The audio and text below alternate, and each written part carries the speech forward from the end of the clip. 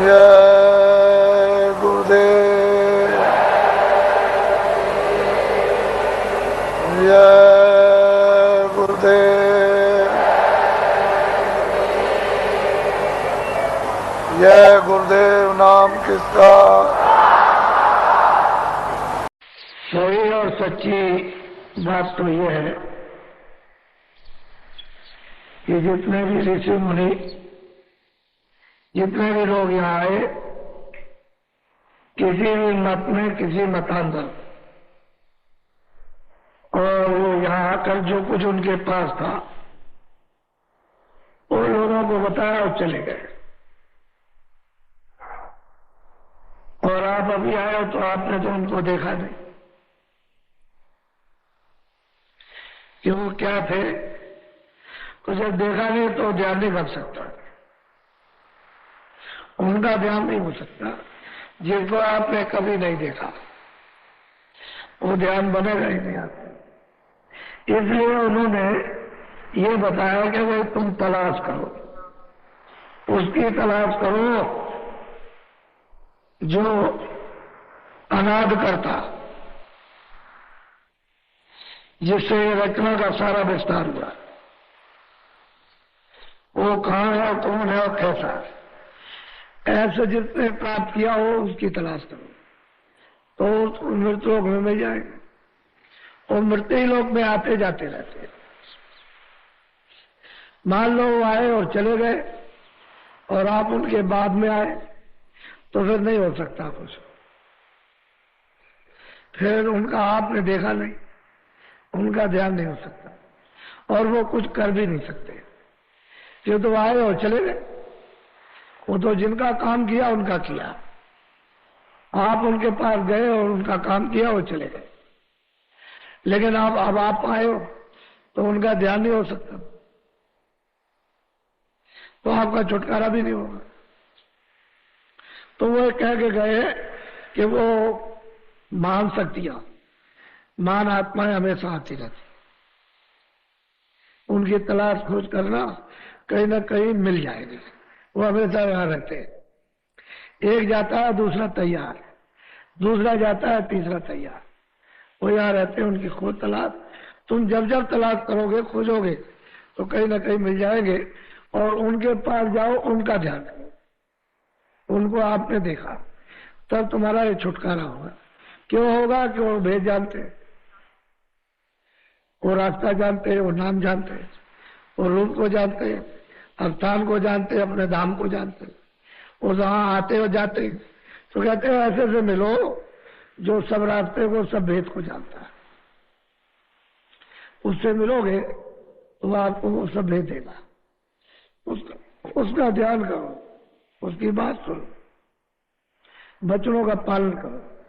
जो आदेश दे आप उस आदेश को मानो, वही उसकी भक्ति है।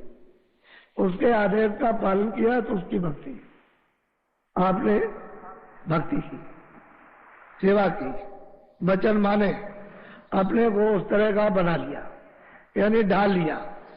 संसारी स्वभाव, संसारी वासना नहीं, परमार्थी, तो काम जल्दी हो जाएगा। और आपने मतलब ये कितना भी कोई हो गया, उससे क्या होता है?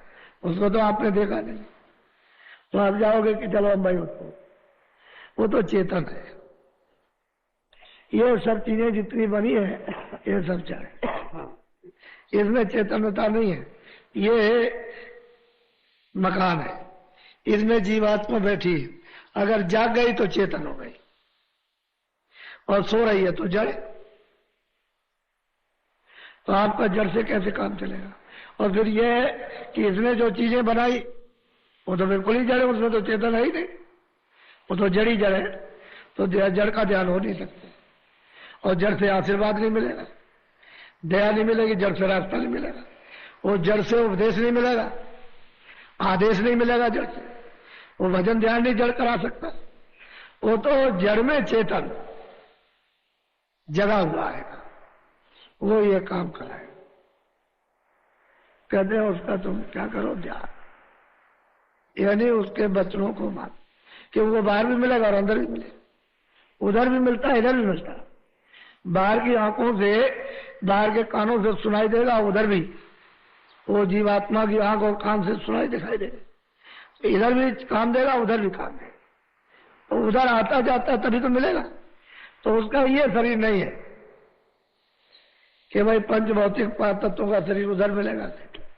उसका शरीर नूरानी, वो तो जीवात्मा को उसके शरीर की पहचान हो जाती है, उसका जो रूप है उसको पहचानती है। लेकिन जब जग जाएगी तो पहचान लेगी, और जब जगेगी नहीं तो उसके रूप को नहीं पहचान सकती। तो वो उधर भी मिलेगा, इधर भी मिलेगा, और जीवात्मा को वही जगा सकता है जो जगा हुआ है।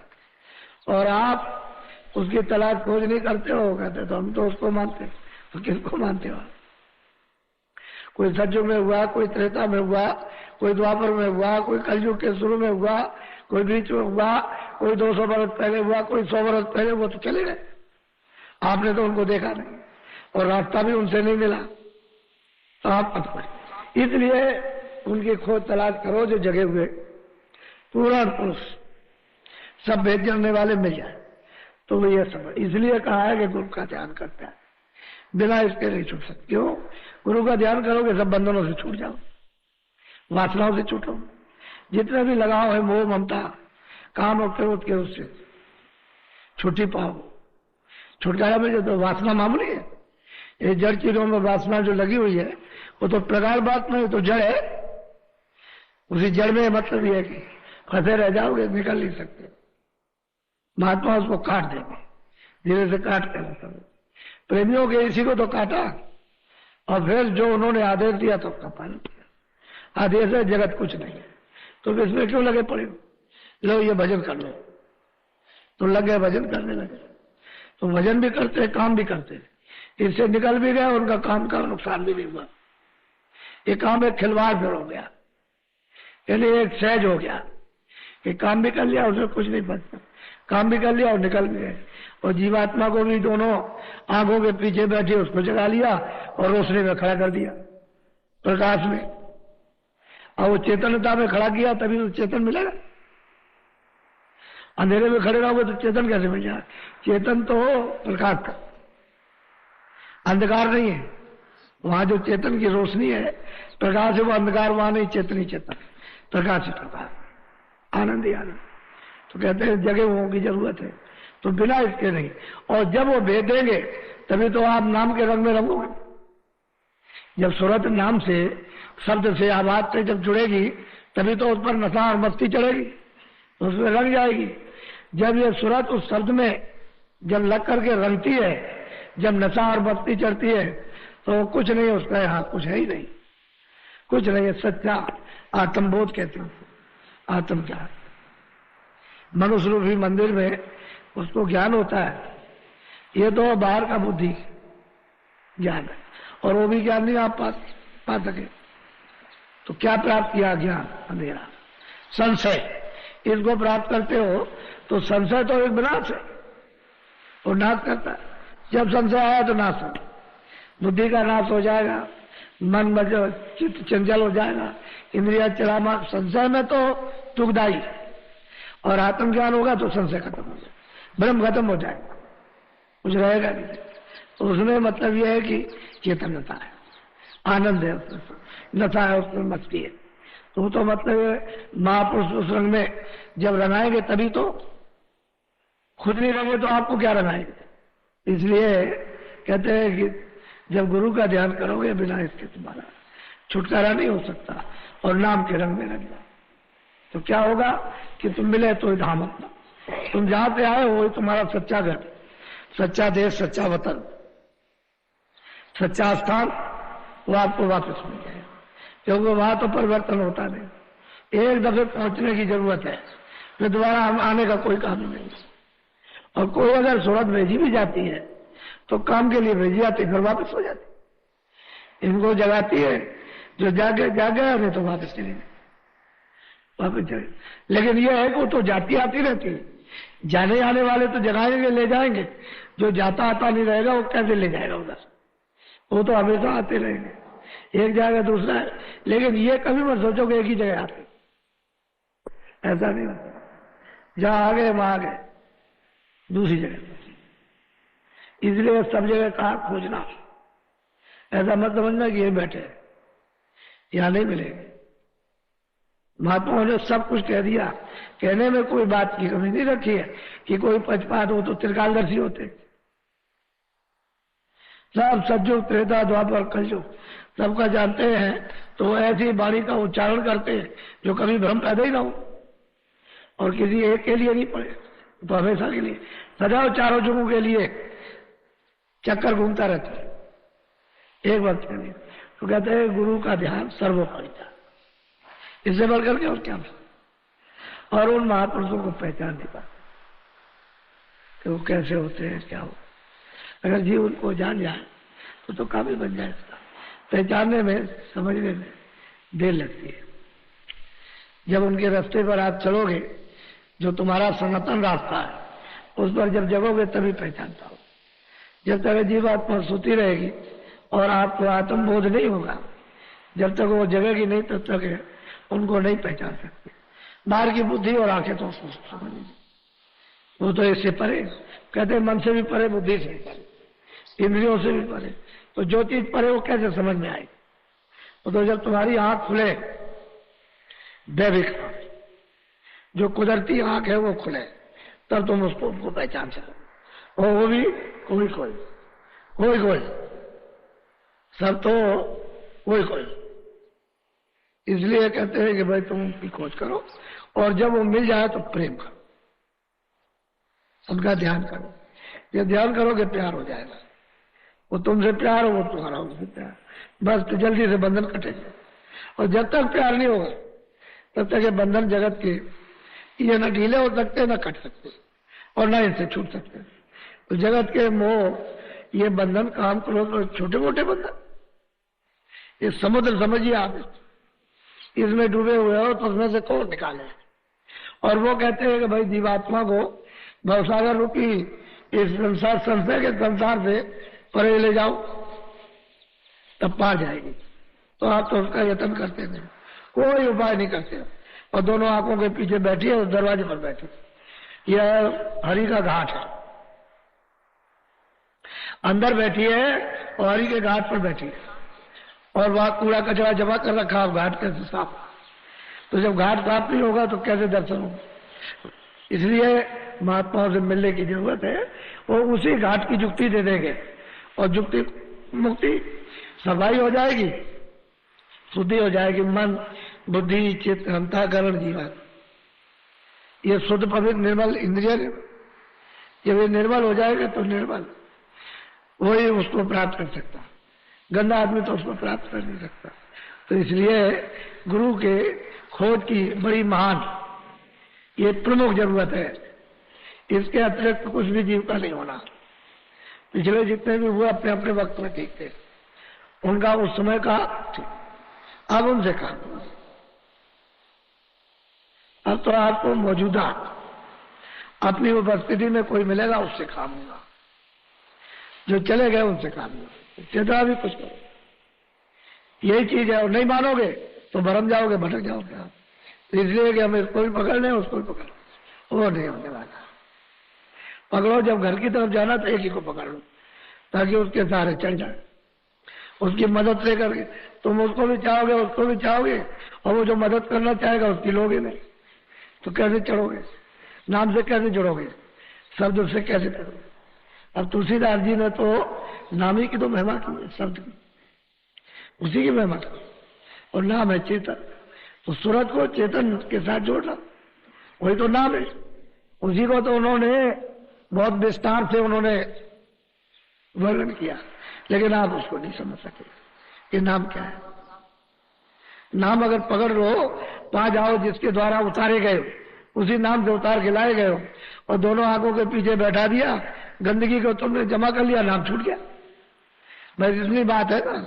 आदमी आंखें अच्छी है बच्चे की, और धीरे से उसको ऐसे करके पट्टी लगा दे, तो देखना बंद हो गया। और 2-4-10 दिन तक पट्टी लगी रहे तो उसकी आंख भी खराब हो जाएगी, फिर खोलता रहे तो आंख से दिखाई दे, वो तो पट्टी लग गई, अब नहीं उसको दिखाई देगा। बस ठीक इसी तरह से हुआ तो नाम छूट गया। और नाम में प्रकाश था, रोशनी, लाइट थी, वो भी छूट गई, वो भी हाथ से चली गया तो अंधेरा छा गया। अब अंधेरे में आप ढूंढ रहे हो, इधर मिल जाए, उससे मिल जाए, उससे वहां मिल जाए, वहां, वो तो घाट ही पर है, घाट पर ही है। उसी घाट को कूड़ा कचरा साफ करो मिल जाए। वो तो वही घाट पर वो नाम आ रहा, बोला, बुला रहा, आवाज दे रहा और कहता आओ तुम ये मेरी आवाज को सुनो। और तुमने इसको छोड़ दिया, इसी को पकड़ लो और पकड़ के मेरे पास चढ़ के आ जाओ। लेकिन अब तुम उसको सुनते ही नहीं हो। जब सुनोगे नहीं चलोगे कैसे? तो गुरु जब मिलेंगे तो भेज देते वो सही सच्चा रास्ता, जैसे जैसे उतार के लाए गए हो वही रास्ता बताते हैं कि धीरे धीरे चढ़ के चले चलो। और जैसे जैसे उतरे हो वैसे वैसे चढ़ते जाओगे, आपको मालूम होता जाए कि हम किस तरह से उतार करके और कैसे कैसे फंसा करके लाए गए, वैसे तरह सुलझते जाओगे तो मालूम होता चला जाएगा आपको कि भाई ऐसे लाए थे और ऐसे हम इस तरह से इसमें से निकल आए। तो दोनों का ज्ञान हो जाएगा, आने का भी और जाने का। लेकिन वो किसकी मदद से? कहते हैं पूरे मिल जाए, अधूरे से काम नहीं चलता, पूरा होना चाहिए। जब तक पूरा नहीं मिलेगा तब तक पूरा आता जाता, सब स्थानों को जानता हो, देखता हो, सबसे मिलता हो, सब मंडलों में, सब ब्रह्मांडों में गुजरा हो, वो ऐसा आता जाता है, वो मिले तभी ये जीव पार जाएगा, बगैर उसके। तो आपको इसका भेद मालूम नहीं है। तो मनुष्य रूपी मंदिर है, ये उसका यानी मृत्युलोक में काल भगवान का जो काया दे करके नाश कर देता उसी को काल कहते हैं। और कोई काल कोई चीज नहीं है, वो काल भी दयाल है। लेकिन अब ये कर्मों का अधिकार दिया, उससे वो काल हो गया। कहने लगे तुम काल हो, तुम हमको सजा देते हो, तुमने हमको दंड दिया, तुमने चौरासी भेजा, तुमने नरकों में भेजा, हमको यातनाएं देते हो, इसलिए तुम निर्दयी हो। निर्दय नहीं है, तुम अच्छा बुरा समझ लो और अच्छा काम करो, बुरा मत करो, और बाद में बुरे को भी छोड़, अच्छे को भी छोड़ दो। वो तो मना नहीं करता, वो तो कहते बुरा भी छोड़ो और अच्छा भी छोड़ो और तुम मेरे पास चले आओ। वो मना नहीं करता, वो सबको अधिकार उसने दे रखा। लेकिन अब तुमने जो अधिकार प्राप्त किया उसका दुरुपयोग कर दिया, इसीलिए वो काया उसने दी और फिर अपनी ले लेगा और तुमको निकाल बाहर करेगा। और जो काया में बैठ करके आपने पाप और पुण्य इंद्रियों से जो कर्म किए उसकी सजा देगा। इसी का नाम है काल। और वो जो दयाल आता है पाप को भी माफ करता है, पुण्य को भी, दोनों को माफ कर देता, दोनों को धो डालता है तो जीव निर्बंधन हो जाता है, छुटकारा पा जाएगा। नहीं तो ये जा नहीं सकता, यहां से छूट नहीं सकता। जब तक महापुरुषों की कृपा नहीं होगी तब तक कभी नहीं, यही रहेगा। क्योंकि इसके बाद तो कोई बल पुरुष है नहीं, इस बार ज्ञान ध्यान है नहीं, कोई त्याग बैराग तो कुछ है नहीं है, विवेक विचार कुछ नहीं है, तो अब ये तो कुछ कर नहीं सकता। वो तो महात्माओं का जब साथ हो जाता है तो उसको सहयोग देते, बल देते हैं, शक्ति देते हैं, तब। नहीं तो जीव कहां जा सकते। इसलिए तो उनको आना पड़ा, क्योंकि इनको भेजा गया था और ये बस फंस गए, इसमें उलझ गया। उसने कानून बना दिया, कानून बना करके फंसा लिया, अब निकलने का रास्ते बंद कर दिया। अब ये तो खोलेगा नहीं, अब वो महापुरुष आते हैं तो रास्ता खोल देते हैं। तभी तो कलयुग में सहज कर दिया, सुलभ और आसान कर दिया, तभी तो स्त्रियों ने भी उसको प्राप्त कर लिया, पुरुषों ने भी प्राप्त किया। लेकिन पहले स्त्रियों का यानी कहीं कुछ नहीं ना, पुरुषों का कलयुग में अधिकार मिल गया, सहज कर दिया और दोनों ने उसको दोनों प्राप्त कर लेते। इस तरह भी उसको प्राप्त करके रास्ता ही के दोनों का जाने। जब महात्मा मिल जाए तब ये काम होता है। तो कलयुग में विशेष करके उन महापुरुषों ने दया की, सहज बना दिया, आसान, कोई कष्ट नहीं, कोई परेशानी नहीं। अब इतना है कि घेरा घारी थोड़ी बहुत मन की बुद्धि चित्त की तो करना ही पड़ेगा, थोड़ा बहुत सत्संग सुन करके, और कुछ नहीं है, बस प्यार करो,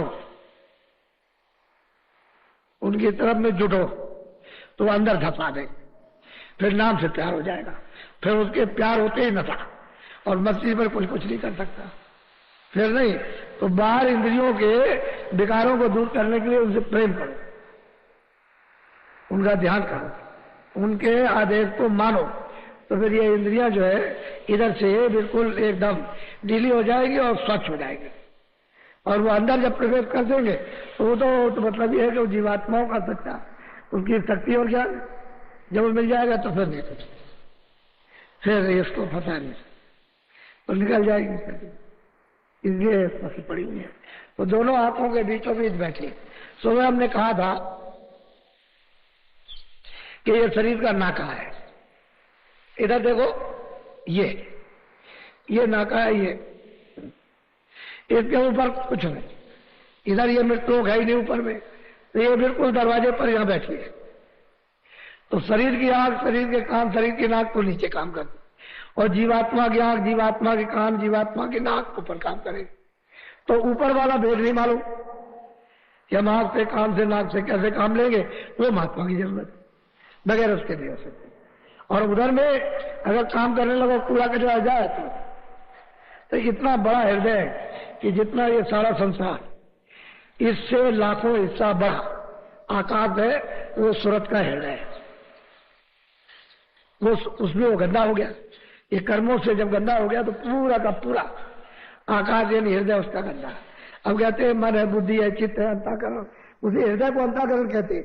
जिसमें ये जीवात्मा बैठी है उसी का नाम अंतःकरण है, हृदय है। उसको साफ करना, ये पूरा साफ हो जाए तो ये सारा प्रकाश में हो जाए, साफ कर। और प्रकाश तो है ही, तो गंदगी साफ करो और प्रकाश। ये सूरज, उसके सामने कुछ भी प्रकाश नहीं, इतना प्रकाश है सूरत में, जो दोनों आंखों के पीछे बैठे है उसके अंदर। लेकिन अब तुमको उसका भेद नहीं मालूम। तो जिन प्रेमियों को ये चीज मिलती है और वो देखते हैं, तब उनको पता चलता है जो ये क्या है, तब समझ में आता है। ऐसे अब ऐसा है कि ऐसा तो नहीं है कि सब कोरे हैं, यानी सब कोरे नहीं है, खाली नहीं है कुछ मतलब यह है कि कुछ खजाना लोगों के पास है, लेकिन अब यह है कि उसका उपयोग नहीं हो सकेगा, उनसे नहीं होगा तो दबा के रखेंगे, क्योंकि उनको ऐसा अंदर और बाहर निर्देश मिल गया दबा के रखना चुपचाप। इसलिए तुम उसको परख भी नहीं सकते, पहचाने समझ ही नहीं सकते। इतना कह सकते हो सीधे हैं, बोले वाले, चाहे स्त्री हो चाहे पुरुष हो, लेकिन वो तो उन पर नशा छाया हुआ, वो तो जानकार जानता और तो कोई जानता नहीं। तो इसलिए आप लोग मतलब सत्संग और भजन, यानी हम तो जो काम करते हैं तो हमारे खेलों तमाशे को आप क्या समझोगे? हम तो लोगों से निकालने का काम करते हैं कि उधर से समेट के आ जाए, तो कम से कम इनको सीधा रास्ता दे दिया जाए। और वो सबके सब उसमें फंसे रहेंगे तो निकल के आएंगे कैसे?